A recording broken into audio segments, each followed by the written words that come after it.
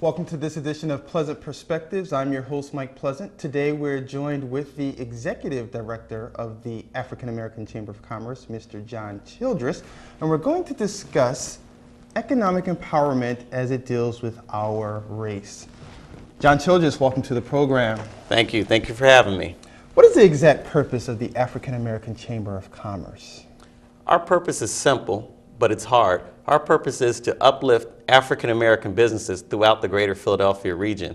And we do that through making sure that their skills are where they need to be, by pushing their business, and then by advocating for them with government and large corporations. Now, you've been the Executive Director since January. First of all, congratulations. Thank you. What made you want to move to that post, and what do you bring to the table? Well, a couple things. Number one is that this has been a lifelong dream of mine. Ever since I was young, I dreamed of maybe following in the footsteps of Martin Luther King or Malcolm X and really doing something on a large scale to help black people improve their conditions in this country, and this is the first step. And things have changed, though, in the 40 years since Martin and Malcolm were our main leaders for black people in this country. What you've noticed is that it's not a matter of Jim Crow laws holding us down anymore. Now we have to come up with business solutions to address the economic problems that are facing blacks today.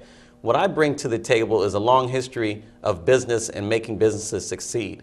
I was one of the first African American franchisees in Domino's Pizza history. Started that when I was about 22 years old. Oh, wow. So I've had several businesses, and then I've also worked for large companies and corporations.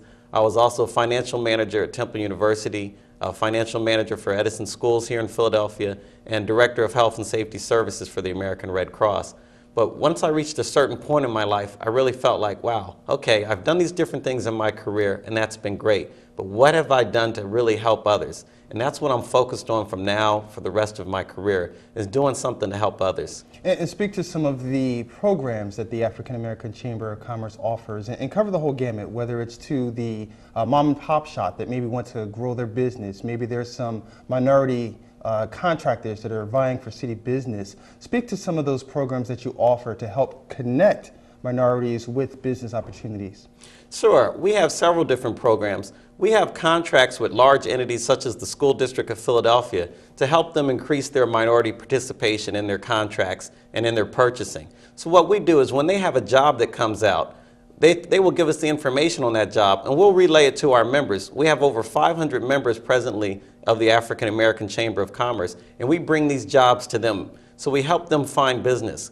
We also hold business opportunity seminars, and these might be in a specific area. Like, for example, we might focus on beauticians, and we'll try to get all the beauticians together, tell them about different opportunities which meet their industry. And then we can even break it down to the mom and pop shop, as you mentioned. And what we'll do with them is we'll have a sit down with them and talk to them about what do they want to do. Before you can help promote a business, you have to have an idea of what do the owners want to do with that business. Not everyone wants to grow big. Some people want stability and consistency, so we'll work with them to achieve that. We can do that by advertising for them on our website. We can promote their business first off with our own members. One of the things that doesn't really happen well enough in the black community is the dollars don't stay within the black community. If we can do that, it's the first step. The businesses will see great improvement. I do definitely want to get to the dollars not staying in our community, but I do want to back up for a moment, talk about the mom and pop shops. Practically every black neighborhood you walk into, you have the mom and pop stores, and sometimes they're not always owned by us. Right. If you want to get hair, you need to go to, unfortunately, another race to get the hair. Sure. What happened? Why don't the African Americans own the businesses that are in their own neighborhood? Well, that's an excellent question, and it's one that needs to be addressed a lot more by a lot more people. It's a generational thing. Now, if you go back to the times when our grandparents were young, almost every successful African American owned their own business. Well, why is that? Well, because number one, we weren't allowed to go work for the big companies unless we were in a janitorial, custodial type of role. So we owned our own businesses, we built our own businesses, and in our neighborhoods that we grew up in and that our grandparents grew up in, they were all run and had black-owned businesses in them. And then along came integration. So our parents' generation really became the integration generation. So they got to go to colleges and the white state universities that their parents weren't allowed to go to.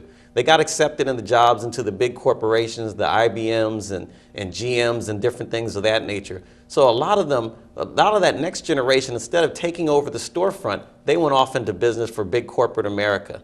Well, what happened? The 70s morphed into the 80s and 90s, and you heard of downsizing, resizing, all these different types of things, which cut out a lot of those opportunities for African Americans. There's the glass ceiling. What did that do? Well, you know what? You can only get up to middle management. Doesn't matter how good you are, but we're gonna promote someone who looks like us up ahead of you, no matter how hard you work. So that was disillusioning for them as well. Now you mentioned integration. Just pause 1 second. Integration, Sure. what I'm hearing is that it was a negative for our community as well. It was a positive to Right. integrate us into the mainstream, if you will.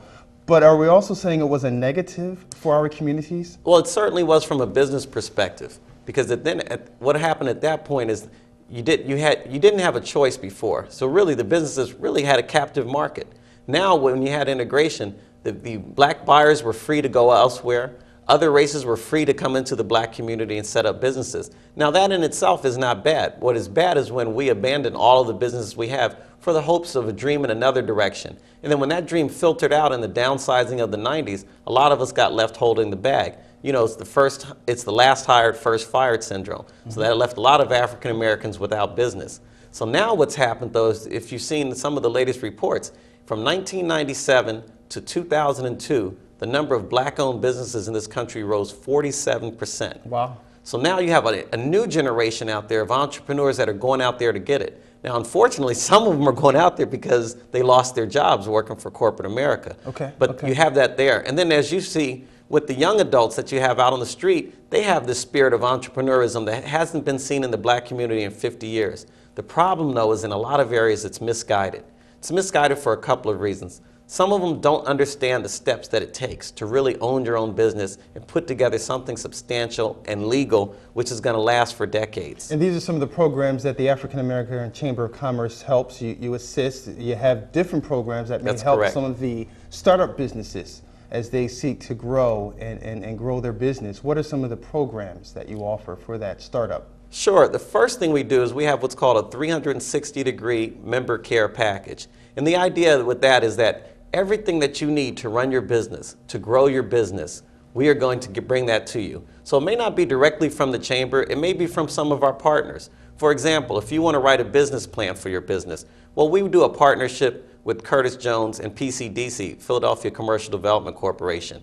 They have an outstanding program on writing business plans. So we'll take you down there, get you into their program, and get your business plan set. Now you have your business plan. What do you need? You need financing. Well, we have partnerships with United Bank and Advance Bank, Wachovia Bank, Citizens Bank. Next thing is for us to take you either to a banker or to an investor, a private investor who can help you